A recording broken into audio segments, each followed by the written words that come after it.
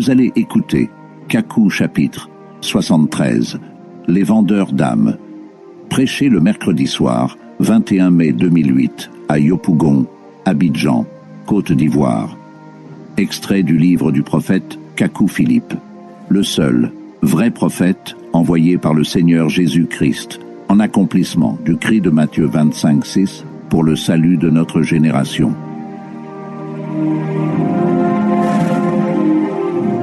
Kakou chapitre 73, les vendeurs d'âmes. Kakou chapitre 73, les vendeurs d'âmes. Permettez-moi de vous transmettre les salutations de la sœur Mireille de Belgique.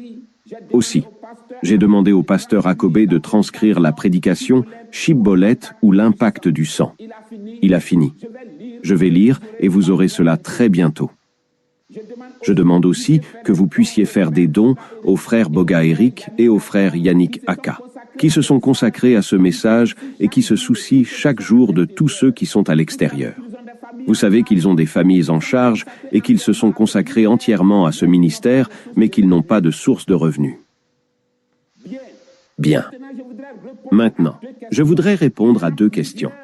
Il y en a plusieurs, mais je voudrais répondre à deux d'entre elles. La première est, frère Philippe, dans Apocalypse 18, versets 10 à 13. Des âmes d'hommes font-elles partie des marchandises que l'Église catholique vendait? Comment était-ce possible? Comment peut-on vendre des âmes d'hommes à prix d'argent? Et c'est ce qui fera l'objet de ma prédication ce soir. Très bien, des vendeurs d'âmes. Apocalypse 18, versets 10 à 13. Je désire retenir cela comme le titre de l'exhortation de ce soir. Des vendeurs d'âmes. Frères, il ne s'agit pas seulement de l'Église catholique, mais aussi de ses filles, c'est-à-dire les églises protestantes, évangéliques et branhamistes, y compris les missions et ministères. Vous devez savoir que c'est en vendant ces âmes à l'État que l'Église catholique reçoit les salaires, subventions et présents.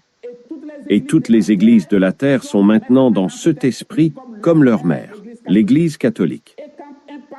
Et quand un pasteur envoie des lettres dans le monde entier ou va sur Internet et écrit à d'autres églises des choses comme « J'ai une église de tel nombre de personnes, je cherche du financement, nous voudrions faire ceci ou cela, les âmes sont pauvres en Afrique », ainsi de suite.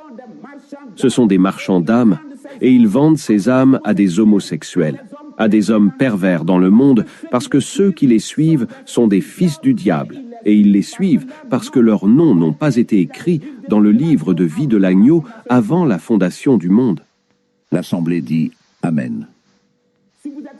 Si vous êtes réellement un enfant de Dieu, vous ne serez jamais dans une église catholique, protestante, évangélique ou branhamiste pour que votre âme soit vendue à prix d'argent. Tous ces dirigeants catholiques, protestants, évangéliques et branhamistes que vous voyez, ce sont des vendeurs d'âmes.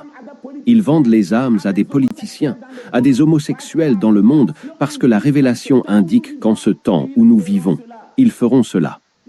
Nous sommes dans les temps de Sodome et Gomorrhe.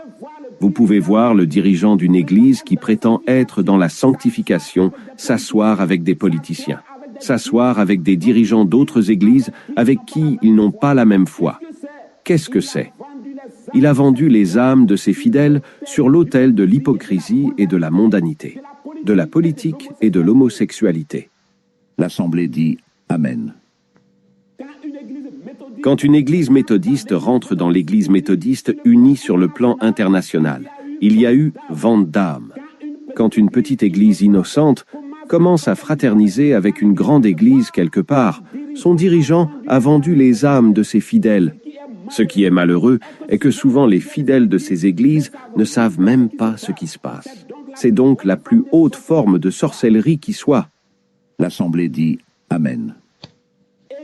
Et Joel Osteen, T.D. Jakes, Doug Batchelor, Billy Graham, Edir Macedo, Valdemiro Santiago, Silas Malafaia, Paula White et Joyce Meyer et tous ceux que vous voyez, ils étaient des vendeurs de l'Évangile. Et Jésus-Christ et la Bible y étaient comme des marchandises, et les habitants de la terre y étaient invités comme des clients.